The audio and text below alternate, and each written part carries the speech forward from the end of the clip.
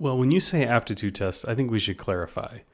Do you mean a BuzzFeed quiz where you answer 9 questions about your favorite ice cream flavors and then they tell you what job you should have as an adult? Yeah, you build a house and pick the pictures of the room you want room by room, and then they tell you when your birthday is, what your favorite color is, when you're going to meet your soulmate, and what your ideal career is.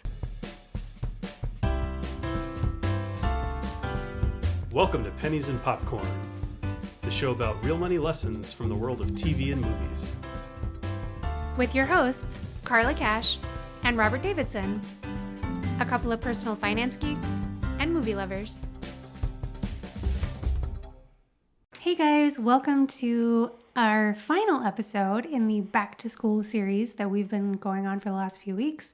It's now late September. We figure kids are fully back in the swing of school, so we'll be moving on from the school theme next week. But for this week, we are still stuck in school, and we are doing one of my favorite school-themed shows, favorite shows of all time in general, the Gilmore Girls. So we are going to be hanging out with Rory in her Chilton days today.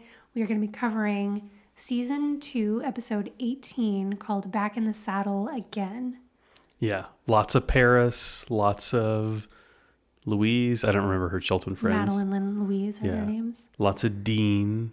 Lots of Lane. There's no Jess in this episode. I know, it's really heartbreaking because I am reluctantly Team Jess, but still Team Jess. Okay. There's no Kirk, no Babette.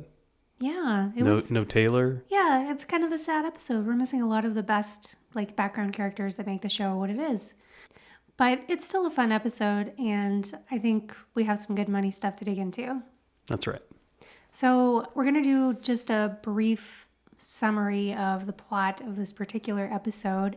The basic overview of Gilmore Girls in general is just you have a mother-daughter who are only 16 years apart in age, scandalous, and they're best friends and sort of go through life together. That's pretty much all you need to know. We did an episode early on the pilot. Go check it out. We had fun. Yeah. So in this episode, we have Rory working on a school project.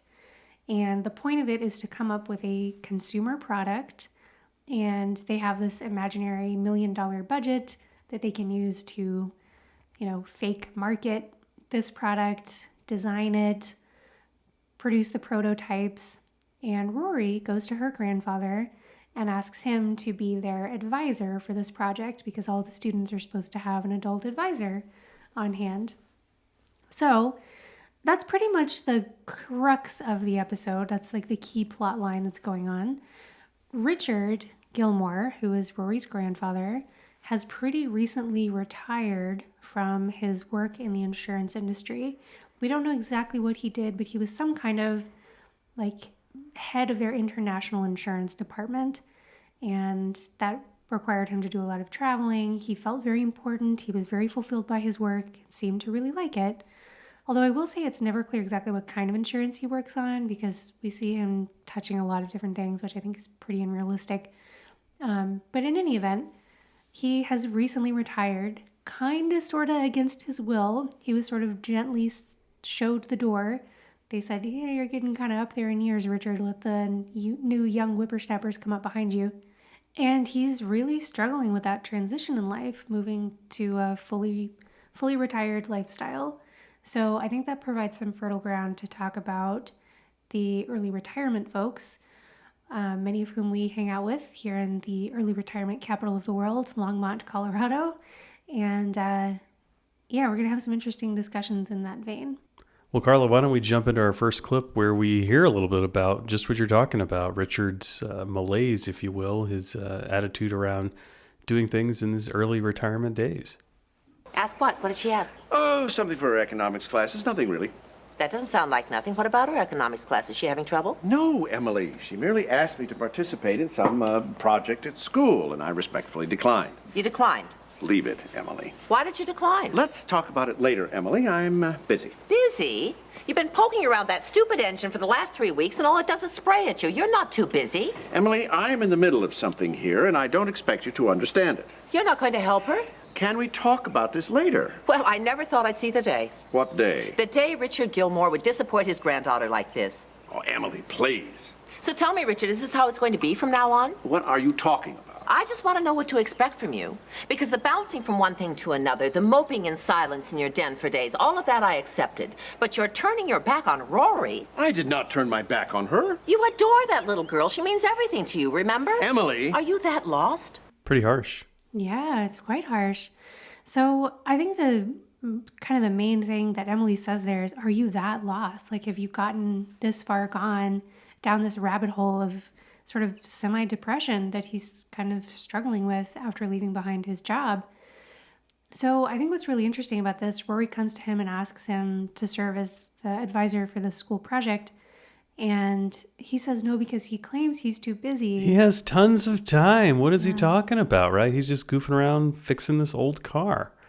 Yeah, that seems to be the only thing he's doing. That's what he's doing when Rory comes to ask him. The car kind of reminds me of Chitty Chitty Bang Bang, by the way. But anyway, it's this like very old car that he's working on. And he could easily just drop that project and go do this thing for his granddaughter, right? So to me, that is an indication that he is really struggling with malaise, I think is the best word for it, right? He's struggling to get motivated to do things that he otherwise would normally have jumped at the chance to do, right? He does love Rory. They have a great relationship. He loves economics. I think he majored in economics because later on we see him working as an economics professor. So he's definitely got a lot of experience in this field, and yet he's saying no. That's so true. And it's funny, you talked about this in relationship to early retirement. I think this is relevant for any retirement. Anybody who is leaving something that they've done, especially mental work more so than physical work, where you still have the ability, or you at least certainly think you do, have the ability to contribute in a major way to an organization that values you, and you've stepped away from it. It's kind of hard to realign what you're doing with your time and your priorities and your whole identity. So I wanted to talk a little bit about statistics on early retirement and mortality, because I think that's something that gets kicked around a lot. If you retire early, you're definitely going to die earlier because you're going to lose your will to live, right? You're not going to have a purpose in life anymore. That's what gets people up out of bed in the morning. So you should work till you die. Yeah. So the primary study that seems to be cited on this most frequently was done by Shell Oil. And what they concluded is that if you retire at 55, you are 89% more likely to die than the average population within 10 years, which is a pretty startling statistic, right? That's quite a big jump, 89% more likely.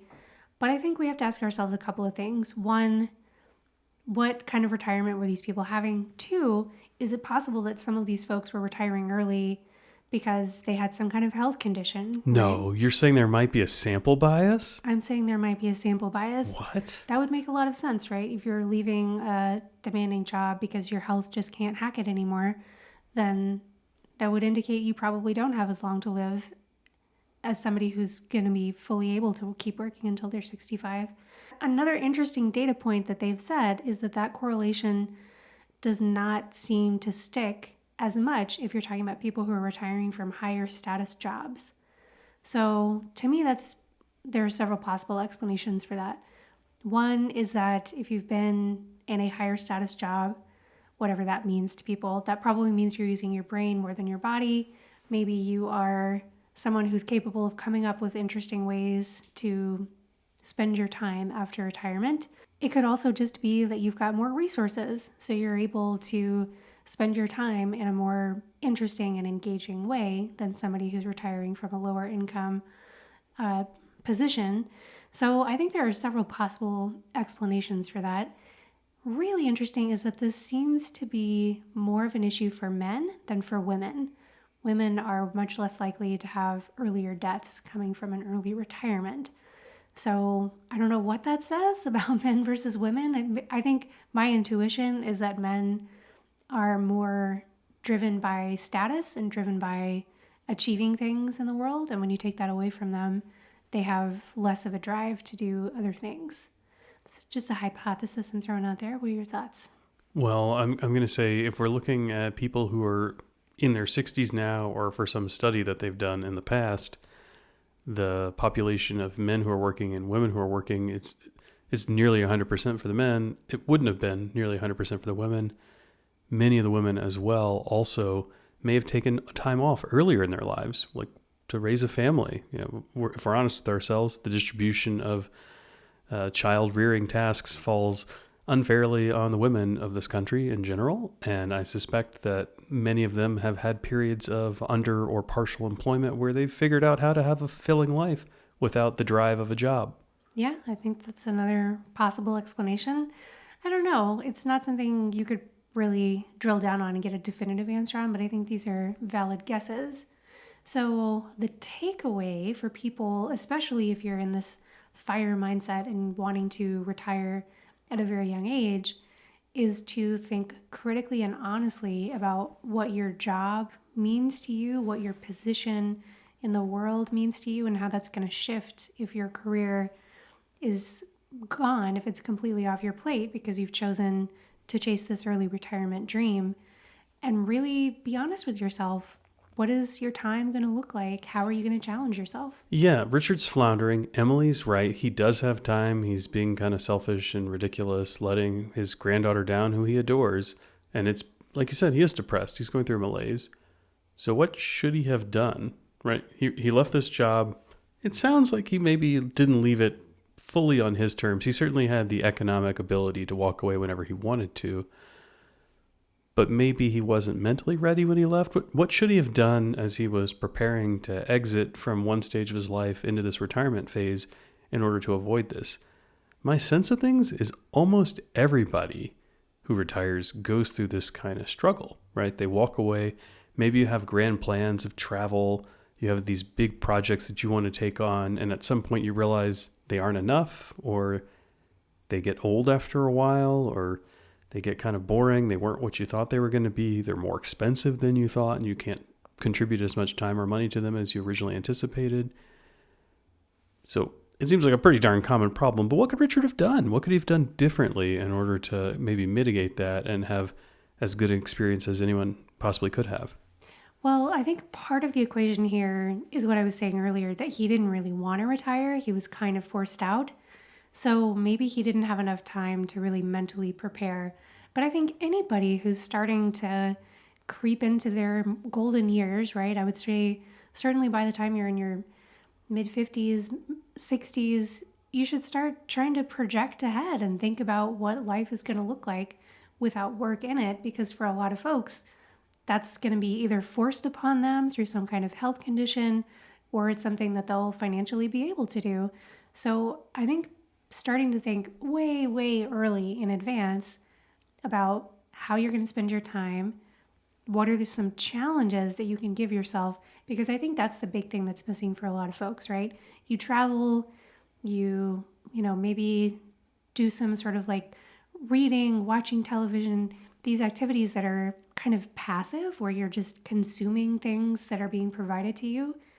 Those are less fulfilling to people than output activities, right? Something is required of you. You've got to dig down into yourself and say, can I build this thing, or can I help this person, or can I take on this new task, right? So I think figuring out ways to challenge yourself over and over again and require something out of you is a critical element. I think it's the difference between retiring from something and to the difference of retiring to something, right? I think we've used that phrase a lot before. Yeah. And I don't mean retiring to Florida. I mean retiring to something specific, like something you're excited about spending your time on, and really being pretty deliberate about what that's going to be. If you just retire to get away from your work, or in Richard's case, because you sort of got nudged out, man, you are going to flounder. You are going to struggle to figure out how to pass the time in a way that is fulfilling to you. And if you're not excited about what you're going to go do, you might go mope in your office for days at a time. Yeah, which it sounds like is exactly what Richard's been doing. Okay, well, we'll come back to Richard. We're going to talk more about him throughout the episode, but we should deal with some of the other folks in the Stars Hollow community. Lane, Rory's best friend, she goes to a different school. and she is going through her own struggles about what her life is going to look like in the next chapter. Sales. Lane. Sales. It's just a stupid test. Lane Kim, you have shown a genuine aptitude for sales. Doesn't mean anything. Hello, ma'am. I see you're eyeing the new Whip-O-Matic. Nice choice. This baby's right off the truck, and let me tell you, if you're looking for something to fulfill all your whipping needs, you've come to the right place. Because as Devo says, if a problem comes along, you must whip it, as long as you whip it with the Whip-O-Matic. Wow, you are good. Stop it. I'll take 2. I don't want to be in sales. You don't have to be. I want to do something cool. Sell refrigerators. You're not funny. Look, you're taking this aptitude test way too seriously. It's the 4th time I've taken it, and it's the 4th time it's come up sales. Lane, in 10 years, we will be having lunch in Paris, and we will not be discussing whether or not you made your quota. Great, so I'm going to be a sucky salesman? Changing subject now. Well, that's I a standard love Gilmore Girls clip, right? Quick, zippy dialogue, right? Yeah. And Lane is by far one of the best characters in the show. I just completely adore Lane. So this brings up a couple of really interesting points, right? Question number 1, are aptitude tests worth the paper they're written on, or are they total junk? Well, when you say aptitude test, I think we should clarify.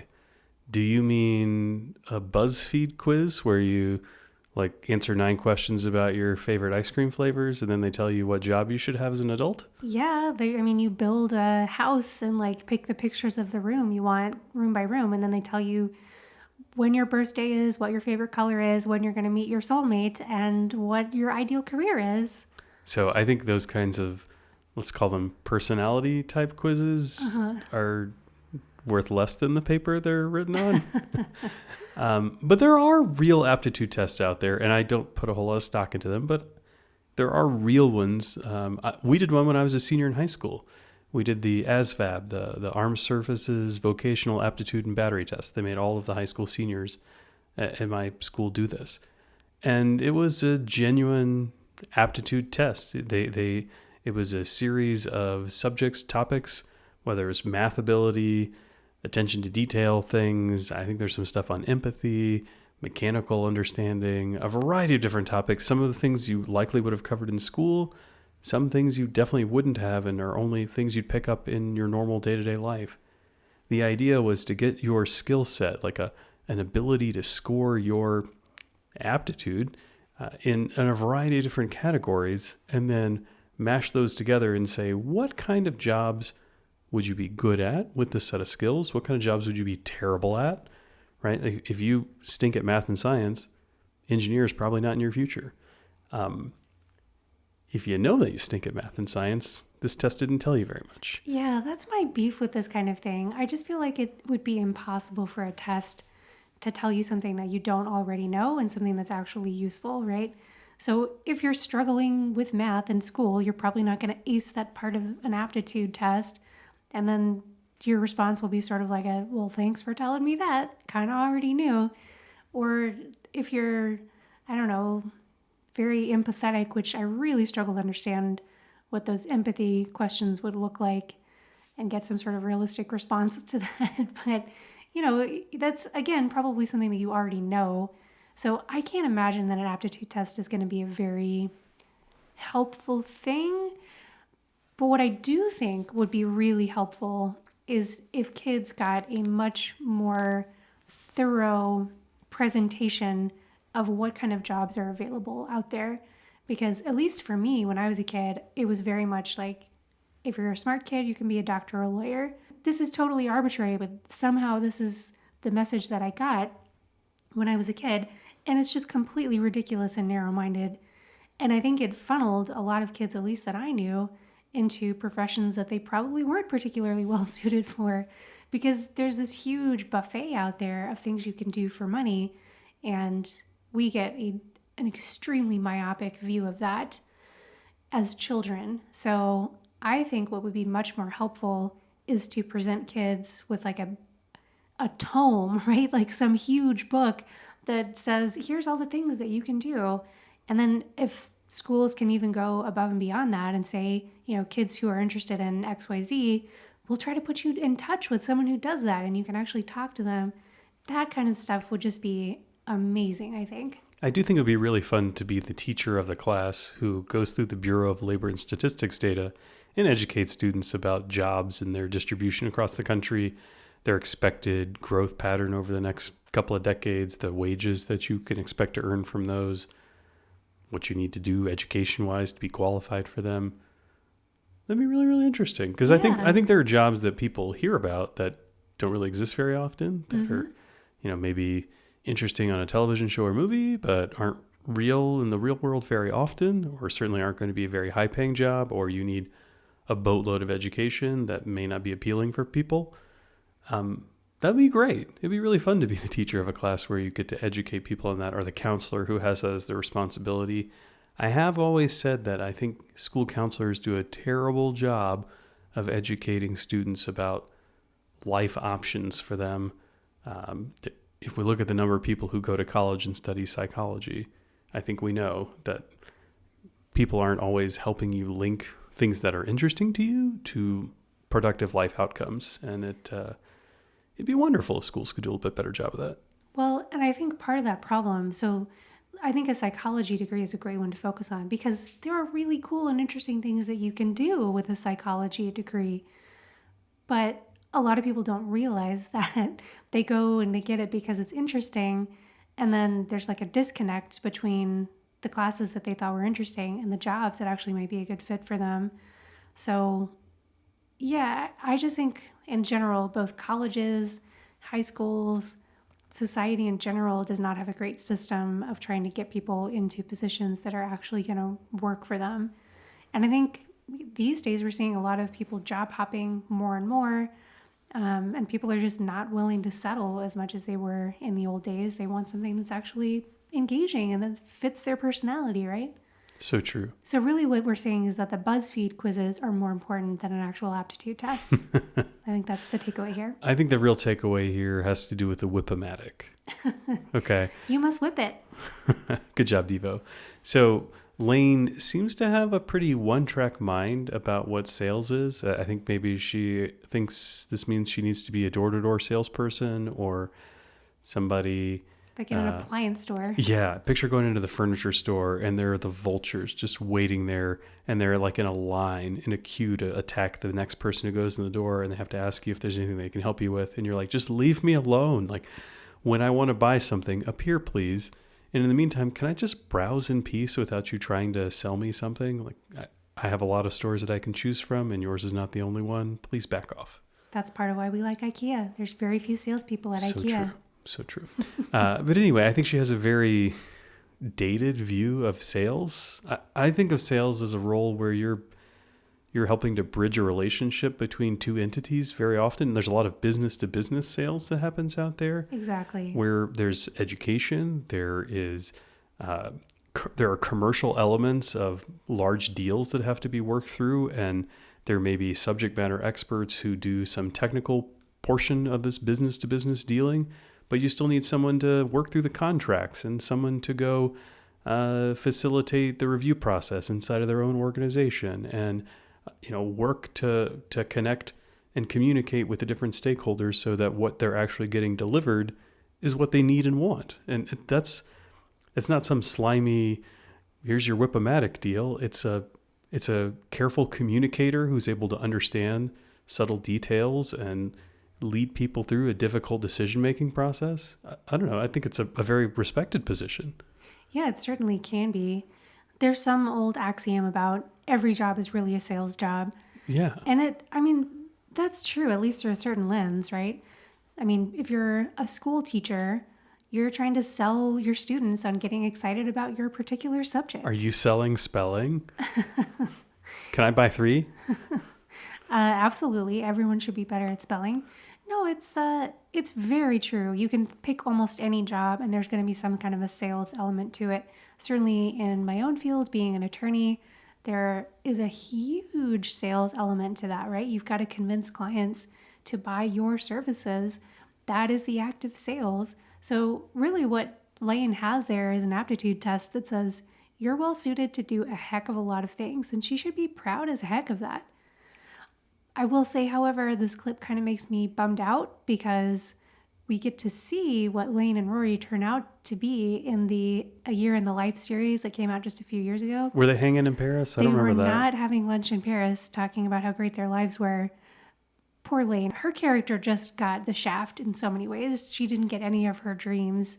She basically just ended up being a stay-at-home mom, which is great for a lot of folks, but it is not what Lane wanted. And yeah, Rory is just a total disaster in every possible way. So it's nice to see them at this young and innocent moment when things are still rosy. Well, the underlying theme in this whole episode is this school project, right, that Rory reaches out to her grandfather Richard to be a part of.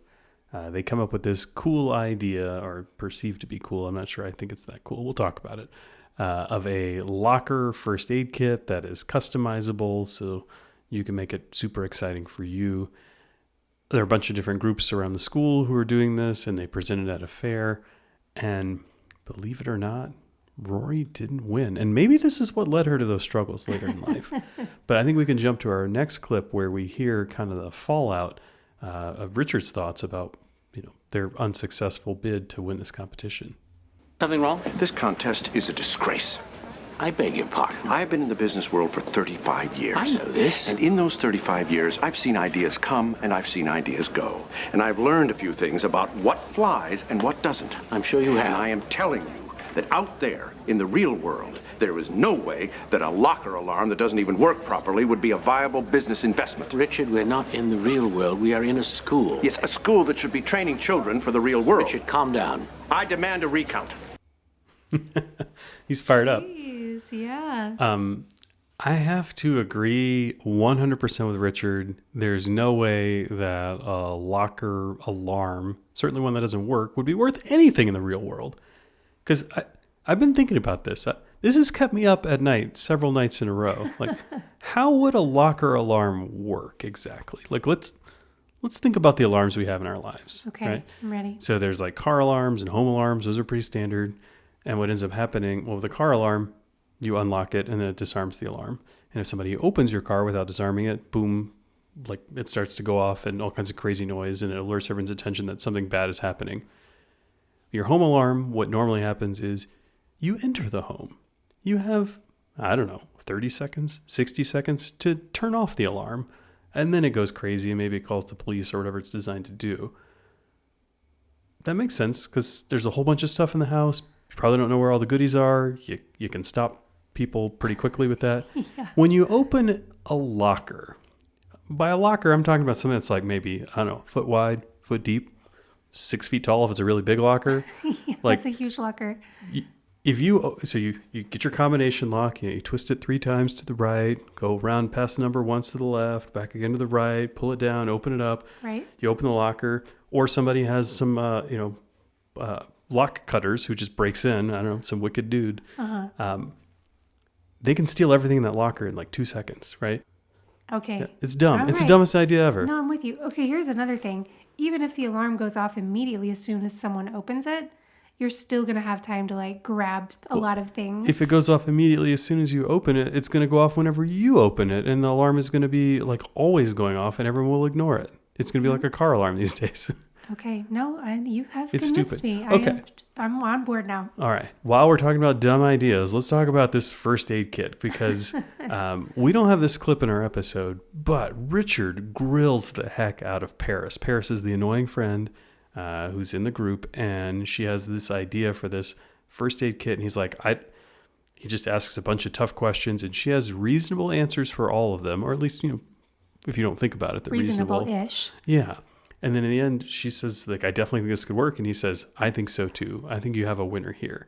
But no, this is stupid. Like, what high school kid is like, man, I really need a first aid kit? What he said in his argument is, now, aren't there first aid kits and registered nurses in these schools all over the place? Like, why are you going to need to carry your own? Why are kids going to buy this expensive thing when they can get the materials inside for free, doled out by a licensed practitioner? Like, Well, what? So I think the purpose here is just to sell kids something that's kind of flashy and cool, right? And that's her whole point, is kids will buy anything if you slap a leopard print on it or like slap their favorite movie or band or whatever on it.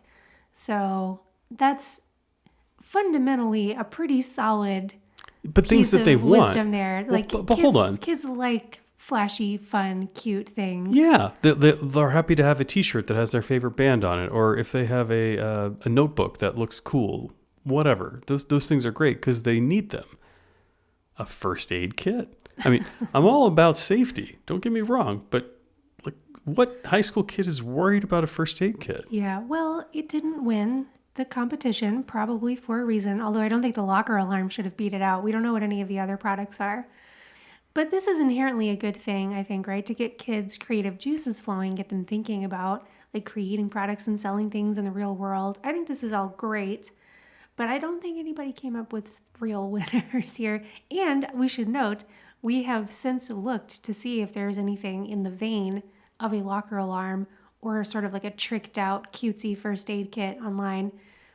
There's not a lot out there that really fits that description. No. So it doesn't seem like anybody was like, oh, great idea, and pounced on it and made this magic happen, because I don't think there's a whole heck of a lot of magic going on there. Well, I have to say, school projects, group projects in particular, are kind of the worst. I hate the whole team environment where you get put in a group. There's always somebody who's shouldering way more than their fair share of the responsibility, and other people are free riding who don't care as much. It's a mess. And Which one were you? oh, Carla, it really depends on which team I was on. I would say most of the time I was somebody putting in more than my fair share of the work, but definitely in high school, there were multiple times when I was the slacker. I was teamed up with people smarter than me who cared way more about school than I did, and I was happy to let them pull more than their fair share of the weight. But I think people say, oh, well, school projects are like the real world. You're always doing group projects and having to work well with other people. And the reality is that's BS. Yes, the world as an adult is full of group projects and full of things where you're on a team with other people, but you're not stuck with the 30 kids in your class, right? You have all of the people in the entire business world, right? Most people have the opportunity to change jobs if they don't like what's going on. If the team that they're on is crappy, they can leave their employer and go somewhere else, right? You can get a different job. Whereas in school, your grade may really matter to you because you may want to get admitted to a college or a graduate program or have a high GPA for jobs that you're interested in. Like, the results matter more in school and you have less mobility. It's ridiculous. I mean, projects you work on in your real career are also going to have like a serious effect on your life, probably more so than one grade you get in high school. But I think you're sugarcoating things a little bit here because, yeah, you do have the option to change jobs, but we shouldn't pretend that that's something you can do with a snap of your fingers, right? It takes a lot of effort to go find another job that is actually going to be a better fit, right? You hope it will be, but it's really tough to just eternally jump jobs until you finally find something that works. This is true. I guess what I mean is there's always a handful of people in your group or in your class at school who disappoint you, who you don't want to be teamed up with. In the business world, if there are people on your team who you think are terrible, well, one, you can communicate that to their leadership. You can help them get better. You can move on yourself. Like there's a lot that you can do. Is what you're telling me. Basically, yeah. Like if somebody stinks and can't get the job done, I want them all out of our team. They're dead weight for our business. They make my life harder and more miserable. And I'm happy for them to go find a place where they can be at their best, not around me. I can't do that in the 10th grade. Fair enough. I can't argue with that part. Okay. What about school projects, though? As much as I hate them, sometimes they do turn into real businesses, right? Yeah, there are at least a couple of really famous examples of this happening where you've got kids who are in business school typically, and they come up with an idea for a business. It's, some sort of like description of a product idea, and their professor just completely shoots them down, says this is terrible, and then they go on to do it in real life and it becomes wildly successful. So the example that I know of is FedEx. There was a business student who was taking his final exam and basically sketched out the idea for FedEx in that exam. He got a C on it, and of course FedEx is now FedEx. But you have another example that I know you want to talk about. Yeah, so one of my favorite places to eat because, well, I'm not a very healthy person, is Raising Cane's Chicken Fingers. They started in Baton Rouge, Louisiana, where I grew up, and they've followed me around ever since.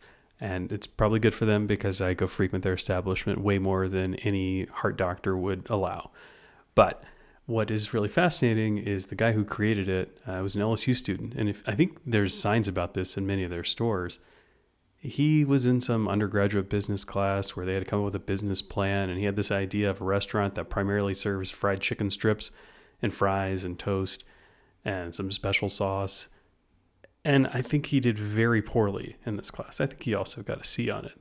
Well, turns out he decided to go start this business anyway. Maybe he learned some additional things in the class. Maybe the things that he was bad at weren't the overall idea, but maybe the execution, maybe his planning for likely revenues or costs, or what he needed to work through were a bit limited. And maybe he'll learned a whole lot because they've got hundreds of Raising Cane's around the country at this point. So that C has turned into, well, a lot of dollars. Yeah, a lot of dollars. And a lot of waistline expansions, unfortunately, probably. Well, let's move on to our very last clip. So we've heard Richard getting very unreasonably upset about the results of this little competition they had. And I think that's clearly a symptom of how upset or how much he's struggling with retirement. Yeah, his investment in this seemed disproportional to his personal involvement. For sure. So he takes some time to kind of reflect on how much he's enjoyed working on this project and how invested he got into it, and has a revelation about his life. This whole week, this whole experience with Rory and the locker first aid kit, that is a damn good idea, by the way, no matter what those yarn heads at that school of yours say. Anyway, this whole week made me realize something. I don't want to be retired. You what? I don't like it. I hate it, as a matter of fact. But, Dad... It's boring. I have absolutely no idea what to do with myself. And frankly, I am tired of trying to find something to fill up my time. So what are you going to do? I'm going to work. Are you thinking about asking for your job back? Oh, God, no. No. I have decided to go into business for myself. Wow. What? Cool. It is cool, isn't it? But what are you going to do? Well, I'm not sure yet. Perhaps I'll consult, maybe take on a partner. Maybe I'll even teach. What? Well, you don't have to say it like that. Sorry. What? Okay, hold on. Before we get into this, he says something about those yarn heads at your school. And yarn heads is not a term I've heard before. The way he uses it, it sounds like an insult. How do you feel about the term yarn heads, Miss Queen of Knitting? Personally affronted. That's how I feel. No. Would you like me to call you a yarn head from here on out? Well, not if it's a bad thing. I assume what he's mean is their heads are literally full of yarn instead of brains, which, would not be. But isn't great. Your head literally full of thoughts I of yarn? dream of yarn all the time, but Okay. my brain isn't made of yarn, I hope. So, but yeah, I genuinely feel attacked by that and feel like he needs to take that back. Okay. Well, outside of that, I guess my thought and summation for this speech he's giving is good for him. Way to go, Richard. I think you're making a brilliant call. You seem like you are really unhappy and just bouncing around. And if you're unhappy in your life, fix it. Yeah, change is a beautiful thing. So I completely agree. I think he's making a great call. I think at some point it's ideal for most people to be able to cut at least way back on their workload in life. But a lot of people just genuinely love what they do. And it sounds like Richard was one of those folks. And he loves just the idea of getting up and having some challenge to tackle in the morning. So yeah, I think this is fantastic for him. Teaching seems like a reasonable thought for him. He mentions potentially teaching at a community college where Lorelai took some business classes. And I think that would be a very good fit for him. It's also something he could probably do part-time if you chose to, which would be great. He could continue to have a lot of flexibility, but I feel like he was doing something purposeful. Yeah, I think that's something that a lot of people miss. We see working as a binary condition, right? You are either full-time, fully invested, like he was, traveling a bunch, doing some high-pressure work for high wages, spending all of his free time thinking about his job, or not. And you're just fiddling with an antique car and moping around your old office, wondering what you're supposed to be doing with your time. In reality, I think he has the opportunity for a nice blend, right? If he's going to be a part-time teacher, that sounds lovely. He could be a part-time business person and have a totally different work-life balance, still have the challenge and enthusiasm and vigor that comes with working on something that's very purposeful and meaningful to you, but also have the time to do that on some smaller side projects, or maybe even ease into a retirement that he'll really appreciate a decade later. Yeah, I think those are all great things. He's also in an incredibly fortunate position in life, right? Oh yeah, they got the money. They are super, super wealthy. I've seen various articles online discussing just how much wealth they probably had. A lot of folks seem to think it's somewhere in like the $20 to $50 million range. So they are doing A-okay. And Richard's salary as an insurance executive could have been certainly like in the high six figures, probably not the seven figures, but like the mid to high sixes for sure. I don't think that would be unrealistic at all. I've worked with a lot of people in the insurance industry, and that wouldn't shock me. So he's certainly been earning a great salary, and they are sitting pretty. And what an awesome place to be able to start a business from, right? You're there, right? You are more than financially independent, and you can afford to take some risks. So we are part of the Mile High Fi podcast network, right? And one of our network buddies is Alan Donegan, who puts out the And Katie Donegan. Yeah, who put out the Rebel Entrepreneur podcast. And their whole mission is to try to help people start businesses, do what they want to do with their life without following this sort of rigid method of setting up a formal business plan and then going and taking out a big loan to get a business started. Well, Richard Gilmore is in this perfect position where he wouldn't even have to think about that, right? He's never going to have to go take out a business loan, although it's always great if you can start a business completely from scratch, right? With very little capital invested, but he's got capital to invest if he wants to. So he can start a business, and he also doesn't have to fret about bringing money in the door, right? He can do it just based on passion. That is so true. And when you are already retired, you have this huge degree of flexibility. If you are trying to raise a family and make enough money to put food on the table and pay the mortgage and keep the lights on, starting a business is daunting, right? If you struggle to bring the money in the door, you can't pull it off, and you're going to have to backtrack and have a lot of disappointment. But Richard, I'm sure he wants to make money in whatever new business venture he goes after, but if he doesn't, as long as he doesn't lose money, who cares? Like, he doesn't even have to make minimum wage, right? It's all about doing what he wants to do, helping people, whatever his goal is. That's fantastic. So it's a position of power and strength that I think we forget about a lot, and it gives you the opportunity to be really creative. Yeah, absolutely. It's such an incredible place to be in your life. You're wearing your Camp FI t-shirt, FI standing for financial independence. And I think most people who have been part of this FIRE community, financial independence retire early is what FIRE typically stands for. And I think a lot of people are realizing that it's just the FI part that we should be chasing, right? Nobody really, I think a lot of people feel like Richard, right?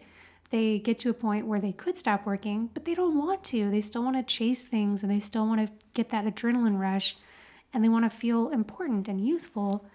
So yeah, if all you're going to do is put your feet up on the coffee table and eat some Cheetos, you'll be like those people in that study you had where people are dying really early after retiring early. Yeah, no doubt. So I hope all of you out there listening will chase FI, but maybe not necessarily the RE part of FIRE, and figure out something fun to do with your own life that brings you meaning and purpose and joy. And if you're a teacher, try to go easy on the group projects, huh? And if you have a way of a locker alarm functioning that we are not thinking of, I really want to hear it. I would like to know. I am struggling to picture now that you made a good case that locker alarms are total trash. Yeah, I think it's a gimmick. Don't do it. Okay. All right, everybody. Well, all the engineers out there, put your thinking caps on, go invent a locker alarm. And everybody else, have a wonderful week. We'll see you next time. Thanks. Take care.